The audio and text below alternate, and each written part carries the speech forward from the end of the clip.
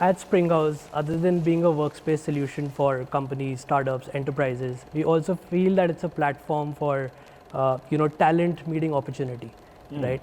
And I see in you a big opportunity for the people that are actually watching this. And what do you have to say to those people who are a little lost in their business? One. Second is budding entrepreneurs who want to start something. So any quick 2 cents for them? And always remember, you're responsible for people. There are people looking up to you. And being an entrepreneur, it's not about you anymore. The day you decided you're going to be an entrepreneur, it is not about you. Building a business is so much fun, but at the same time, we all know it can be very challenging. We at Spring House Coworking are always trying to give something extra to our community members. Today, we are going to be starting a new series by the name of Unravelling the Mindset of an Achiever. As a first guest, we're going to be inviting Mr. Vikash Gupta, who's the founder and CEO of 360. I hope you all enjoy this episode. We look forward to so much more. Thank you. Thank you all for joining us. It's my honor to host Mr. Vikash Gupta today. He's the founder and CEO of 360. I have the liberty to call him Uncle, and I'll stick to that. So thank you, Vikash, Uncle, for being here. And you are someone that I've looked up to since my initial days. And I've always seen how hard you work in terms of building a brand. I saw you launching 360 in, I think, 2010-11. Yeah. 2009 actually we launched 2009 and you did that launch party over here at Grand Mall. Yeah. And life comes in full circles, and today we are sitting again in Grand Mall. At Grand Mall and at Spring House Coworking. Yeah. Well, thanks, Mukul. It's a pleasure to be here, and thank you for having me at the Spring House. I mean, this is my kind of official interaction and visit, and I'm very excited, and I'm impressed with what you have done and what you have achieved. As a luxury brand, we have created the right noise, I would say, and I think right kind of collaborations have happened, right teams have been put together, product line is well defined. So all that hard work that has been put together with the team, I think we have accomplished quite a bit. Great. So see, talking about opportunity, as you rightly said, Indian craftsmanship across the world is really looked up to, and art and culture in India has been a heritage for past so many years. So how are you actually motivating the backend team who's actually coming up with all these products that you're delivering across the world? So I think, as you rightfully said, India, if you look at our country, look what we have. We are blessed to be part of this country, which has such a beautiful culture. It has a strong heritage, great craftsmanship. So people ask me, they say, oh, you are very passionate about your business. But to be honest with you, I'm very passionate about India. I want the world to know what India is. Because our skill is there, our craftsmanship is there, our designs are there, our entrepreneurship is there. I don't think the world talks about it too much. We don't do a great job in showcasing to the world. So that's where I felt, we need to showcase the world our craftsmanship, our designers, our entrepreneurship, and our spirit.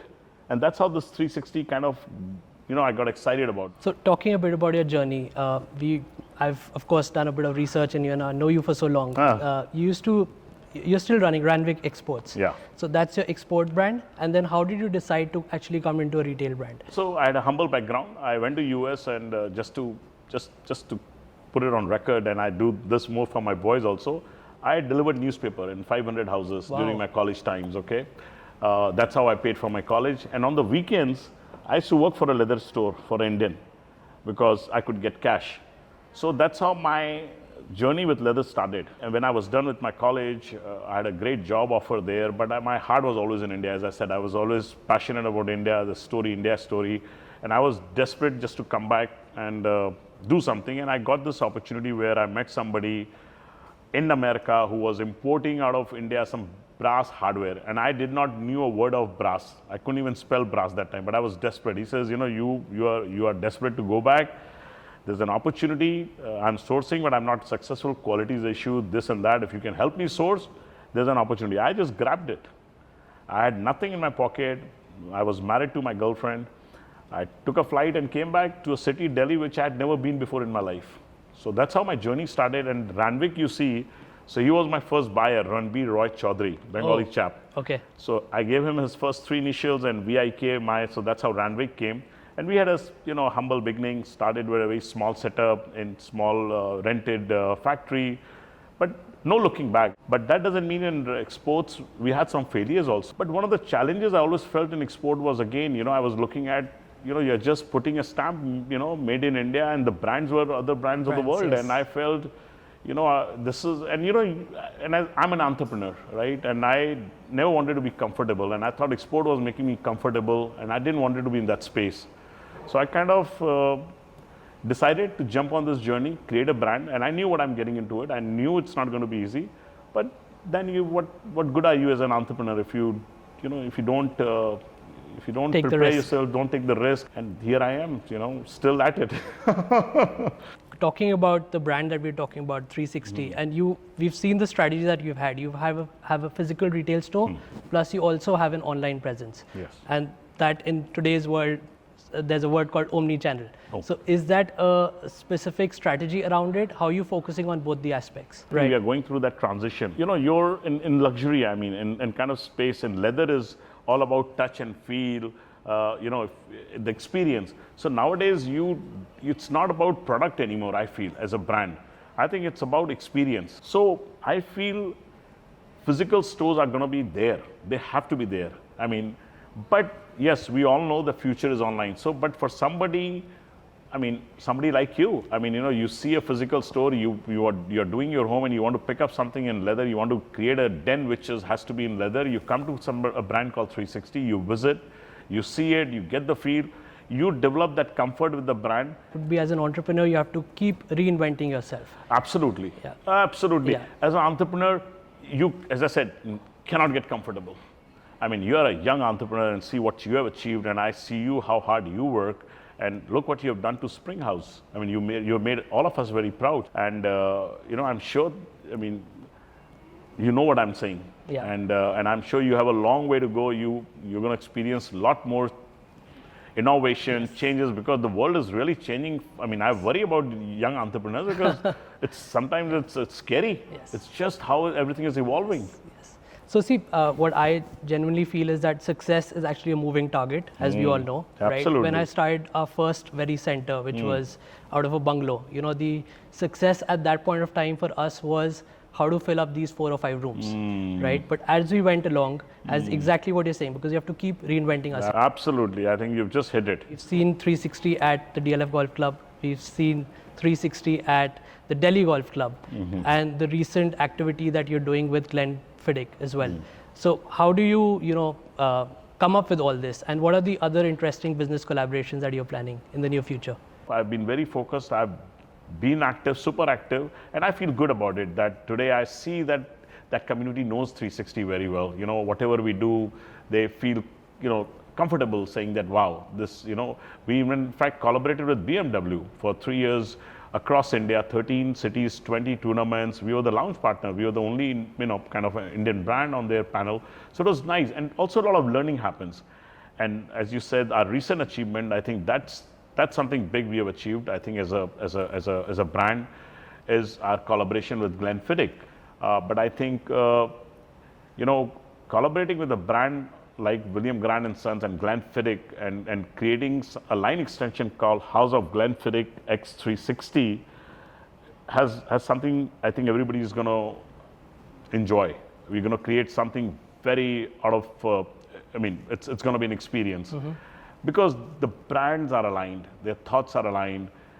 It's something which, it has never happened in their history.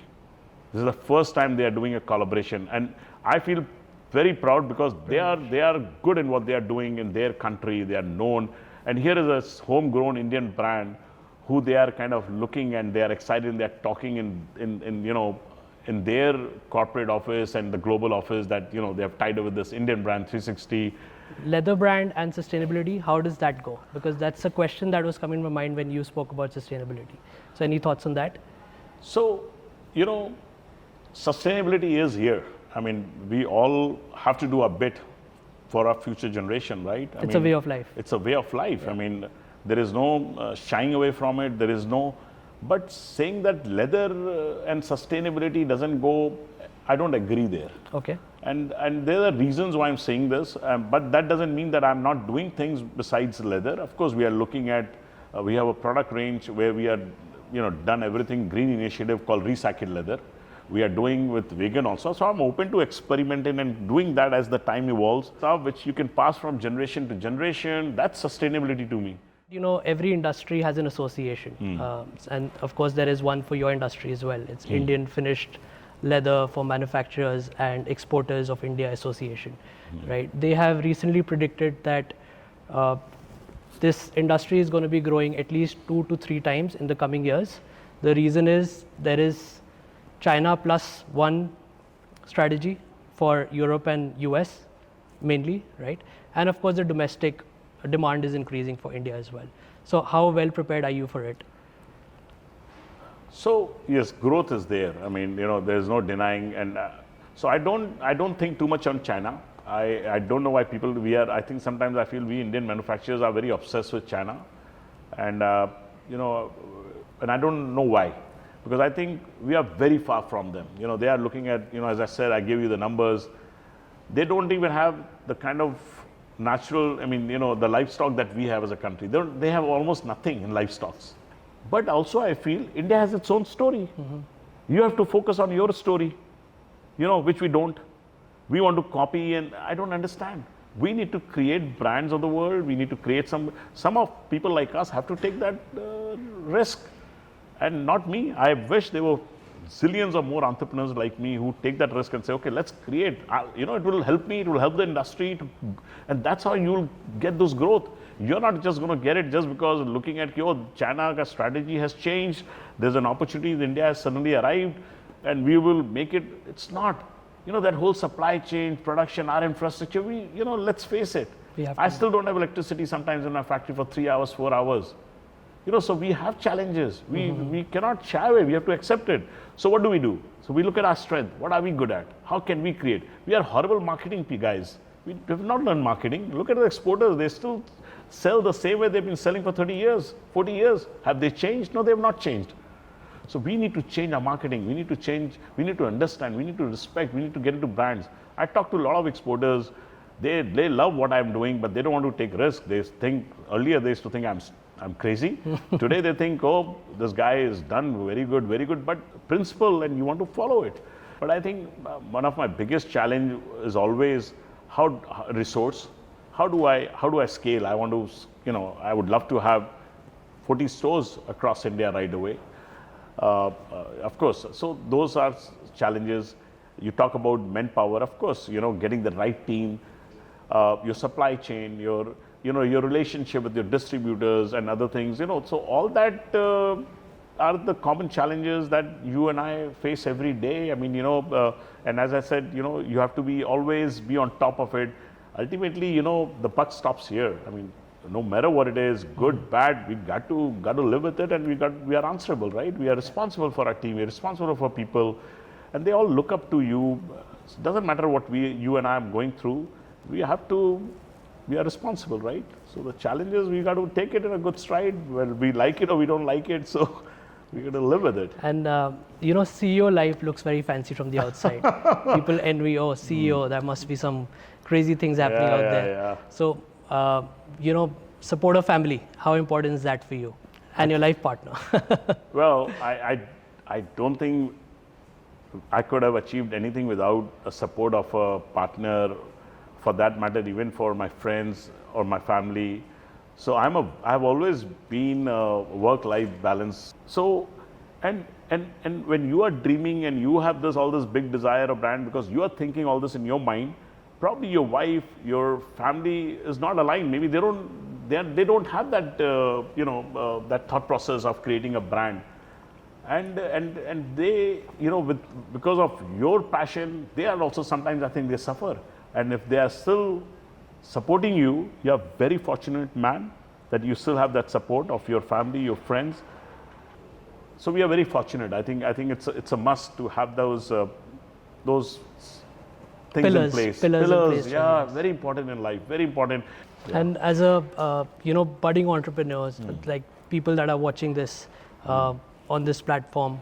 Any advice for them, or even people who actually started a business but they're feeling a little lost in terms of how to take it to the next level or how to actually get to their target? So any advice for them? Mukul, when I look young, new entrepreneurs, somebody like you, I'm super impressed. I mean, the way you guys are, your thought process, your execution, your commitment, it's just phenomenal. So I'm super impressed, and I think, I don't know if there is much that I can share, but I can always, with 30 years of experience, I can of course have few of my thoughts which I think might help them to kind of relate to things. So I feel, it took me 10 years to get to my 10x.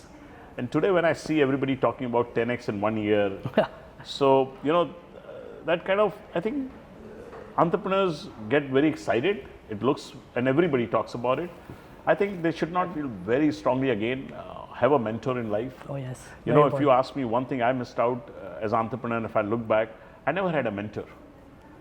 Somebody who I can go and have a very open, and somebody can on my face tell me without any emotions, without any, this is what I think.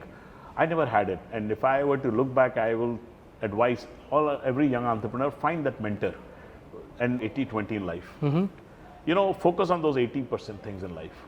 Don't worry about that 20%. 80% of your plan going on track, God bless you. Be happy. 20%, no matter what you do, no matter who you are, I don't care. It's not going to happen. 20% people will disappoint you. 20% people will make your life miserable. That's life. Everybody has to deal with it. I'll have 80% good quality, love it. 20% will be, no matter, I'm not a perfect human being. I'll have 20% flaw. So please ignore my 20% flaw, focus on that 80%. If you can learn something from that, why worry? So I think people have to, that so-called perfection, and if you start accepting all that now, it will become easy. So focus on your 80%, keep at it, and don't worry about it, and don't be in a rush of doing things and achieving something. But most important than all of this, take care of your health. That's one thing I can swear is the only thing that will take you where you want to go. You can be anybody or everybody wherever you get in life, but if you don't have that good health, you have failed. Nothing is of use. Yes. Yeah, I think for me, you have failed. So I personally feel, and as an entrepreneur, you'll have so many challenges, and the mental stress is going to come. So if you don't have that physical fitness, nobody's going to come. Let me tell you, nobody's going to come and give you that boost. Maybe a few of your good friends. You have to keep motivating yourself. Yes. You have to fight that. And honestly, that is one of the reasons why we are doing what we're doing in terms of this gathering right now, because there are a lot of people out there who are watching this and they want to get inspired. So I'm hoping that through your story we can inspire a lot of people out there. I hope so too. And even if you inspire one. Absolutely, that is the idea. Yeah. Even if you inspire one, our job is done. We are the same community, and we got to hold each other. Yes. I mean, it's a community where an entrepreneur. I mean, I think today this country needs a lot of entrepreneurs. We have a huge population coming up. They are looking up to people like you and me. And so India needs entrepreneurs. India needs to create some great jobs, beautiful jobs for this beautiful people who are coming into the workforce. So yeah, I think I agree with you totally with you. So thank you for sharing those insights, and I'm sure this is going to be very helpful for a lot of people who are watching this. I hope so too. And we look forward to hosting you again at Spring House very soon. So thank you. And thanks a lot. Lovely. Thank you. Thanks a lot, and lovely seeing you. And it's wonderful to be here. Great.